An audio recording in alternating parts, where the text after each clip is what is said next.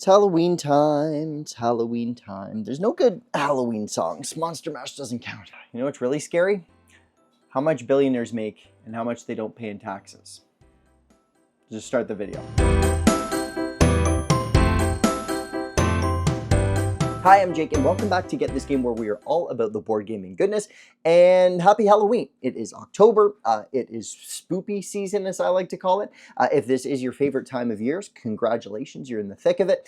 It is like my favorite time of year, at least right now, because I'm getting married in like a week from now, which is really exciting. But I am here today because you're going to see a ton of like horror themed videos on YouTube, specifically about board games. What horror game is best? What game should I play on Halloween night? And I didn't think that I really needed to feed the monster, as it were, and give you just more recommendations that would probably have a lot of crossover with other people that are doing great work here on YouTube. So what I wanted to talk about is exactly what makes a horror game good. Like what makes a really solid, scary game that like kind of lets you feel like you're kind of in that world and kind of really drums up the whole spoopy season in general. By no means is a game ever really going to emulate something like a horror movie or a scary movie. Those just, I think, bring out different emotions in us. But I think there are a bunch of things that really good horror board games kind of have in common and share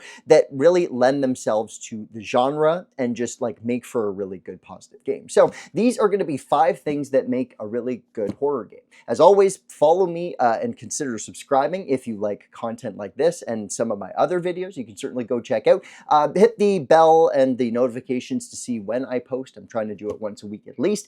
Leave a comment. Let me know what your favorite horror game is. But with that being said, you're going to see a ton in this video still, so let's get into it. The first thing that makes a good horror board game is going to be having scary bad guys. Guys that are going to make an impact and make you really feel a certain level of terror or maybe at least disgust.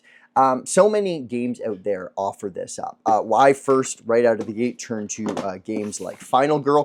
Final Girl, where you are a solo-only kind of last girl standing in a classic horror movie. And what they've done a good job of is really lining up a bunch of kind of classic horror tropes or even referenced old horror movies when creating the bad guys and the villains in here. You have Dr. Fright, which is very much a kind of Freddy Krueger style character. The Carnival of Blood has Geppetto, who's this kind of creepy guy that manipulates like kind of back from the dead clowns and kind of puppets, which is really weird. Games like these do such a good job of having you work towards and fight a common enemy that you know is absolutely terrifying. Even something like Vagrant Song, where you are working through a series of boss battles. Every single boss and every single ghost or haint that they're called in this game is super unique and creepy in its own kind of way.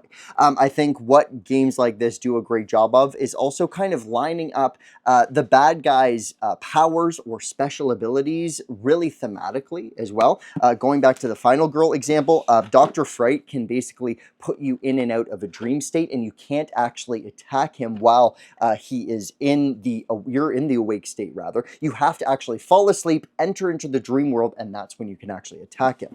There are a ton of different scenarios in Vagrant Song where there are different kind of cool and creepy ghosts that have special abilities that are going to manipulate the board. There's like a big old scary tree that you're going to be fighting at one point. There are basically twins that are going to like teleport across different parts of the map that you have to track down. I think one of the biggest things that make a really good horror game is that kind of common scary monster or enemy to fight. Number 2 for me is going to be a really good premise. Just like so many, again, horror movies out there, you have to have a kind of cool story and a really interesting, scary situation to put the players in that they then have to deal with. You know, there is a ghost in the house and you're the last one standing. We are performing a seance and a ghost is trying to communicate with us. I promise these aren't all ghosts. I mean, it is the end of the world and we are trying to survive during the zombie apocalypse. All of these examples kind of set you up and kind of really help build that world that you are going to be playing in and having that sandbox take place in. It's not easy and it can kind of be hard to kind of put yourself in those situations when you're in the mood. That's why I think sometimes having kind of cool atmospheric stuff going on around the table when you're playing these types of games is helpful. Darkening the lights as long as you can still see the game board, putting on a very relevant and theme forward podcast.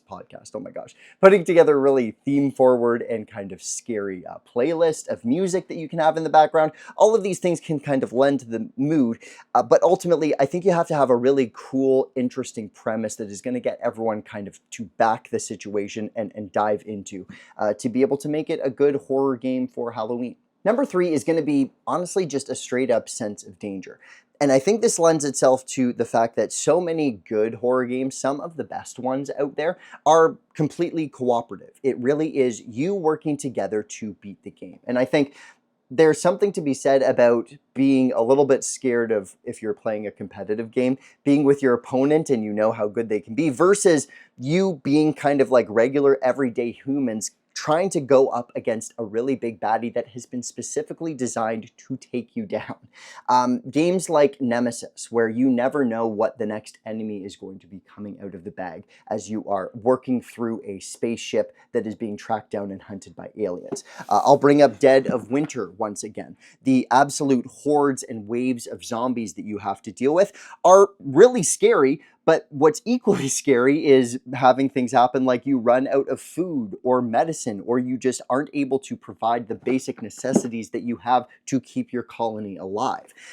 There is a certain element of danger, even games like The Dark Castle, where every time you kind of flip a page and go into a new room, not knowing what you're going to find around that corner and discovering that it's this giant demon, or it's a scary kind of like caretaker or a dungeon master.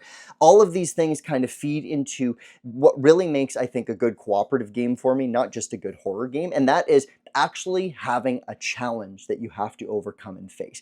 It's a total letdown when you're playing a board game and you breeze through it and make it very easy. You want to be able to hopefully get that challenge and feel like you're up against something. That is what makes a really good horror game, in my opinion. Number 4, I'm just going to call straight up spoopiness. I don't like using the other word, but spoopiness is kind of that certain silly level of horror or Halloweenness. Look, we have a ton of tropes in the Halloween world, and they are tropes for a reason. Ghouls and goblins and witches, vampires, monsters, all of that stuff. There's something to be said about maybe going and gravitating towards sometimes the lighter side of the Halloween season to really have something that ends up being a really thematic experience. So, I mean, the quintessential option and idea for that is going to be Horrified, right? Literally, all of the classic movie monsters from the Universal Cinematic Universe have come back together and are invading this town in this game. You have Dracula, you have the Mummy, the creature from the Black Lagoon, the Wolfman, Frankenstein's monster. This is just that, not necessarily scariness, but again, just that spoopiness, knowing that like, ooh, there are kind of crazy ghosts and goblins and these crazy things that come out in the middle of the night around Halloween. It comes to life.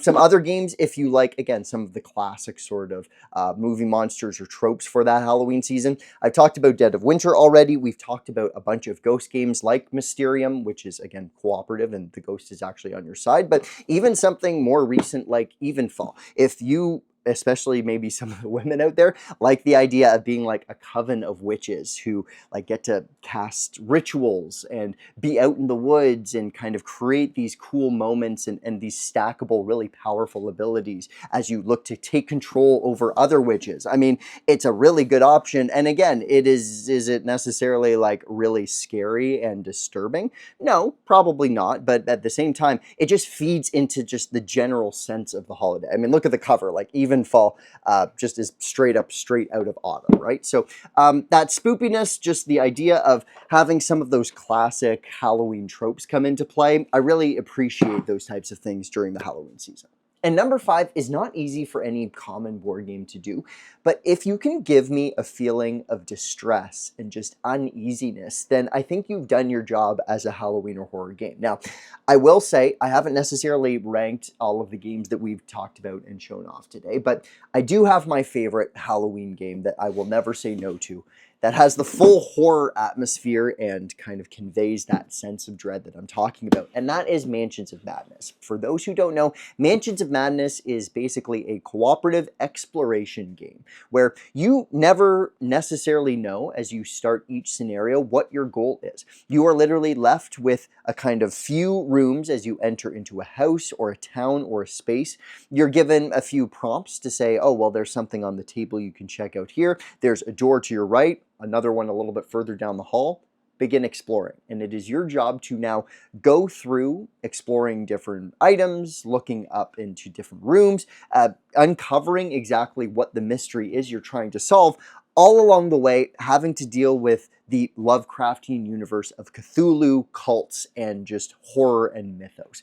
This game does the best and has not only checked off all of the other boxes, in my opinion, that we've talked about already, but it does the best job, in my opinion, of kind of giving that feeling of distress or uneasiness and disturbed when I play the game. To give you an example, like I said, as you go across the room, you're going to be exploring different rooms and kind of interacting with different stuff. Eventually, you are going to have monsters to face. I mean, look at that. That thing's nasty. There's another one. There's Cthulhu right there. I'm going to read you just one of a ton of different passages that the game walks you through and actually interacts with you as you are completing the scenario and uncovering new secrets. This is when an enemy is basically in your vicinity and you have to try and overcome what's called a horror check. This is what the game reads. The creature vanishes from sight. You look around anxiously until a heavy drop of greenish-gray fluid drips onto your shoulder. You look up and you see the beast prepare for another meal. Suffer 2 horror.